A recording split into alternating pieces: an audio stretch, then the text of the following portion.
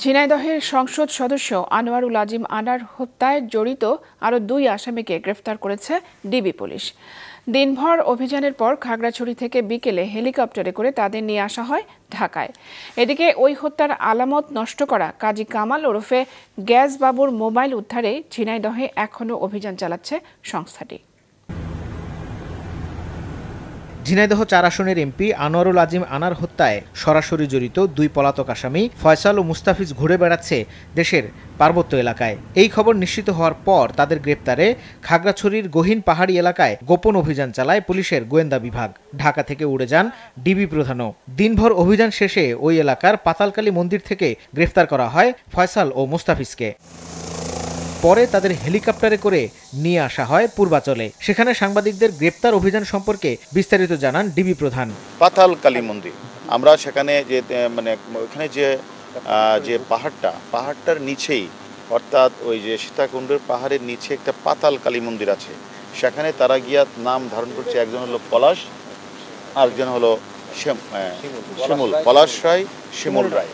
এই নাম ধারণ করে দুজনেই হিন্দু সেজে তারা সেখানে ওই কালী মন্দিরে থাকে। আমাদের কাছে যে মোস্ট ওয়ান্টেড ওইখানে শিমুল ভুইয়ার সাথে যারা মূল কাজটি করেছে তারই মূল সহযোগী ছিল আজকে যে 2 জনকে আমরা গ্রেপ্তার করেছি, সে হলো ফয়সাল এবং মুস্তাফিজ। এবং এই 2 জন আজকে আমাদের কাছে গ্রেপ্তার হওয়ার সাথে সাথেই তারা সকল কিছু তারা আমাদের কাছে স্বীকার করেছেন। একমাত্র ওয়ালটন এসি দিচ্ছে 1 বছরের রিপ্লেসমেন্ট গ্যারান্টি। এদিকে গ্রেপ্তার হওয়া ঝিনাইদহ জেলা আওয়ামী লীগের ত্রাণ ও সমাজ কল্যাণ সম্পাদক কাজী কামাল আহমেদকে হত্যাকাণ্ডের ছবি পাঠানোর পর যে 3টি মোবাইল তিনি পানিতে ফেলে দেন তা উদ্ধারে সকালে ঝিনাইদহ অভিযানে নামে ডিবি পুলিশ।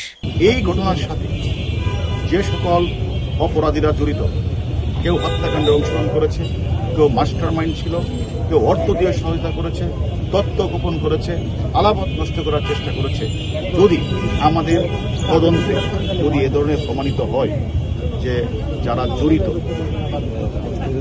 কাউকে, তারা যদি দোষী প্রমাণিত হয় তাদেরকে কাউকে ছাড় দেওয়া হবে। ওই হত্যায় জড়িত মূল মাস্টারমাইন্ড পলাতক শাহিনকে ধরতে ইন্টারপোল সহ যুক্তরাষ্ট্রে বাংলাদেশ দূতাবাসের সহযোগিতা নেওয়া হচ্ছে বলেও জানান ডিবি প্রধান। ইন্টারপোলকে আমরা অবহিত করেছি।